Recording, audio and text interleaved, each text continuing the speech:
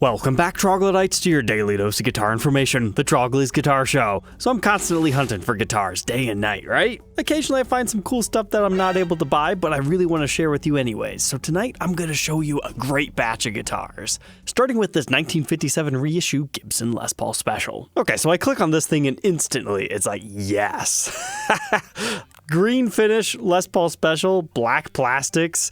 It's interesting. Like, green and black are always colors that have stood out to me. But then I really get in this guitar's face and it's like, they should have called this Sunburst. Maybe I should buy this for like the Christmas review and demo, but they've got like a whole bunch of gold metal flake in here, but yet you've got the green underneath it. This is certainly an exotic finish for a student model guitar back from the 50s. But then this photo makes me think even more Christmas is going on because you've got, I don't fully understand what it is, to be honest, but you've got your indigo blues, you've got your greens, you've got red, some orange.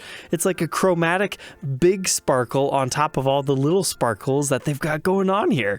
This is such a ridiculous finish. They left your headstock alone, but then you flip it over to the back and you realize they did it to the entire guitar. So reading our serial number, I mean, it can mean a whole slew of things, but since it has this particular case, it has to be a 2021 model. But I bet this thing would be quite majestic to see in person. I mean, there's a reason I saved it in my watch list. I was kind of interested in it. It's advertised as Green Gold Sparkle Prototype One-Off. However, it doesn't say anything about that anywhere on the guitar or with the case candy, so is it really a prototype? Nah, I'd probably just say it's more of a made-to-measure. Unless you guys really believe that big sparkly green Les Paul Jr. was actually going to become a mainstay model. So maybe if it sits around for a long time and it's getting closer to Christmas and they want to sell it for like $3,000, maybe then I'll jump. But other than that, I'll leave it to you guys. You can make an offer to them. Either way, it's a cool one-off.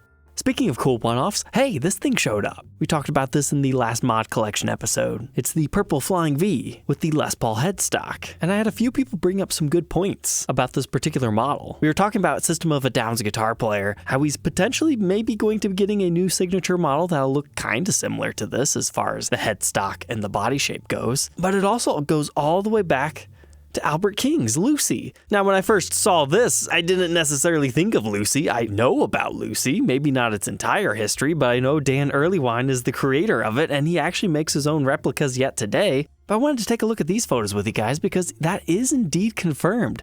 A little wooden shelf that they just left there on that guitar. I'm frustrated that I didn't see that because I had the opportunity to buy this, but I chose a different one. But that's a pretty cool sparkly finish. But I've got to say, these photos do not do this one justice in the slightest. Like, the whole wow factor of this is being able to see the headstock in the shot with the body shape. And unfortunately, this listing just doesn't have it. So I'm sure a lot of people are just going to pass on this, like, $6,000 weird Flying V, what on earth? Now, if I remember correctly, this was like $4,000-ish new, so $6,000 on the resale market for how unique it is. I honestly think he could have priced it just a tad bit higher. But we'll have to see if it sells. It looks like he's got a complete collection of mod collection stuff here. Like, hey, there's that number 2 Telly Paul we were looking for. Looks like he got the sympathetic Explorer guitar. It looks like this guy's shop is just built off of the mod collection. So hey, the guys that message me every week saying, hey, did you buy this? I'm looking for it.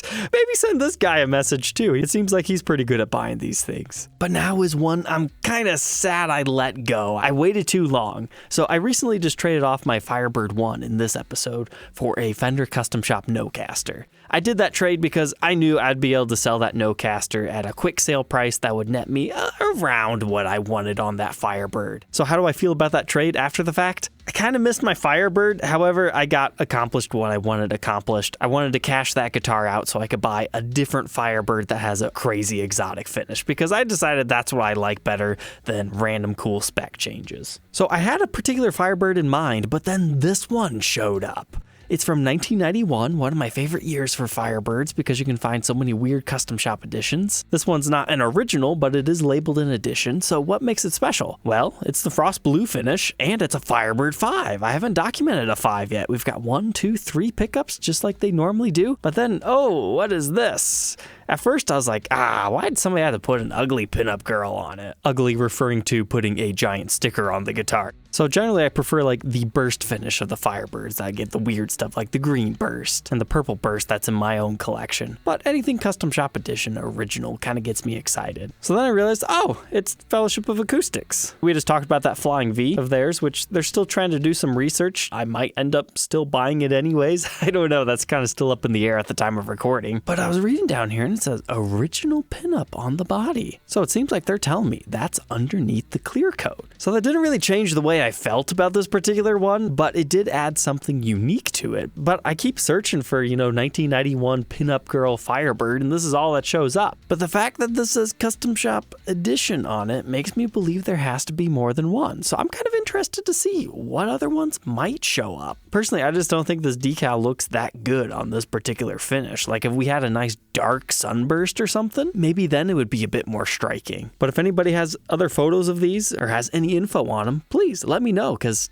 again, this is like the early years of the Firebird coming back in the way that people wanted them, and it's relatively uncharted territory. So sadly, once my Nocaster sold and I had all the money around, by the time I got to talk to him about it, I guess it's going to some guy in Germany or something. It's like, When I first saw 5,000, I was like, I hate that I talked about 90s Firebirds, because now everybody asks way too much for them. But in the grand scheme of things, that was honestly a very, very, very fair price for this, if that did indeed turn out to be original. Because you got shops like this, they want $6,000 just for the one pickup version one. It's like, no, this guitar is not worth that much money. And it makes me sad because I'm the prime demographic for this guitar. Because I guess I could technically replace my ABR1 one with this wrap tail that's also in frost blue. What's cool about this one is it's actually a custom shop original, which means it's a one-off, but let's face it, there's more than one frost blue Firebird one from 1991 out there. I'm not sure why it got that particular decal. But next up here, it was a very peculiar SG. Now, I think I've seen this before, mainly in different models, but take a look at this. Flametop SG with tortoiseshell pickguard, 2 humbuckers, 68 style, but it's just a maple top. So we've talked about the Supras and a few other models that either get full-on maple bodies, top and back. Other ones like the Elegans, they just have the top and you've got the mahogany on the back. But this is just a regular 68 standard SG. I mean, it's got nothing else too special going on except for that flame maple top. So it's like a little bit more special than it's supposed to be. It almost looks like it's more of a 60-40 split between the woods. And it appears to have the original case, but they didn't have too much more info. So I know there's a cool SG model out there that's all maple, and it's got it on the back of the neck too, but this is not one of those. So I'll be honest, I didn't look too much into this, but I thought about making an offer just because of how cool it was, and it didn't even last a day. A similar story to one that I didn't think was going to last long also held true with this L5S. So we talked about the L5S in this episode, right? And I told you guys, collectors like the 2-piece tops, and then I found the random really nice 1-piecer, so it's even more desirable. But generally you find like 3+ pieces on these guys. But this one is a 2-piecer. Sure, the gold isn't terrible shape, and it's got kind of a uneven fade going on here, but that's what gave it character because it has the nice flame maple top underneath that too. So the reason why this isn't as bright and vibrant as this one is because it was likely in some sort of a shop window where it was displayed, where it got sunlight only on that side, and after a long period of time, it faded it out. However, it's that quirky charm that makes me kind of like this particular example. I was contemplating even making an offer on this one myself, because the neck is very nice, the back is okay. Maybe it's just this photo angle that makes this look incredibly plain and not that figured. But what I saw were original tuners and original pickups. I could restore my 1-piece top with this one, and then there's no doubt in my mind somebody would still want this even as a non-original version. However, ultimately I decided the pickups just weren't quite in the condition I was looking for to do the whole swapperoo, but that was a nice version of an L5S.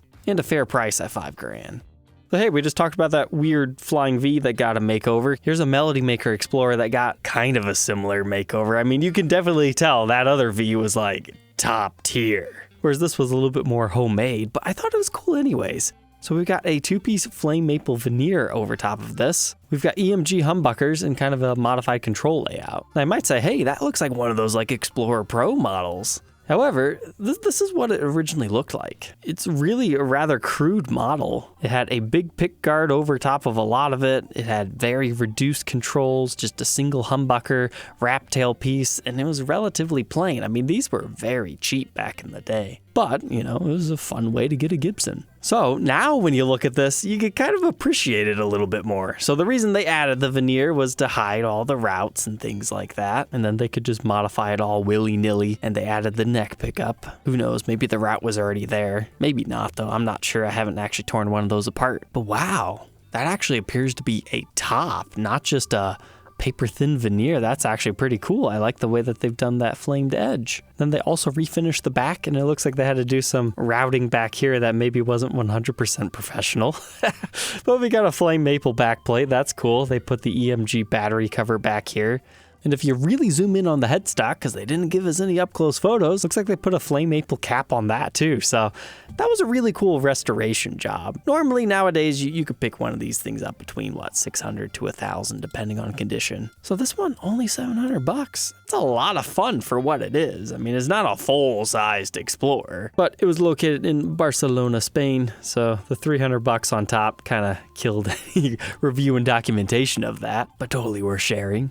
And then I've got one last one for you guys today, a Billy Gibbons SG. So if you need to learn all about the signature Neiman Marcus Billy Gibbons SG, you can check out this video right here that I made a long time ago. I've always wanted to document one of these, but I think it was a year or two ago at NAMM, we saw one of these, and I was thinking, are they actually gonna do this as a normal release? But what it ended up being is that 5 of the original Neiman Marcuses, either prototypes or they were just husks left over, I'm not entirely too sure, but they stayed around at the custom shop, and they just eventually decided to finish them all in different colors. The original one was like a cool Cadillac pink with the green top, which honestly I find kind of ugly. And then you got the whole Flying V headstock to make things even crazier. But for these runoff models, they did them all in gold, but gave them all a different top color. So the black one is absolutely stellar. I love that. I think those colors complement each other very well. And this one kind of changed hands a few times, from $25,000 down to $19,000. But it looks like Rumble Seat at one point in time had the particular one that we're looking at today, and now it's by Mitch's Music Memorabilia. So when I saw this, I knew what they've sold for before. I'm not a big fan of the red. I would rather document a different color. I maybe wouldn't even mind actually having one of the real ones in my collection, just because it's kind of a freak, and I don't see Gibson actually ever doing this model again. So I offered him 10 grand on the spot, which I thought was fair for a very quick sale of a guitar that could potentially take years to sell. And then he had countered like 12 and a half, but I decided it's just not the color for me. If it was the black one, yeah, I probably would have splurged. So hey, if you're a collector out there, go ahead and snap this up if you want. I mean, you could post it at a premium price. Somebody will have to eventually pay it if they want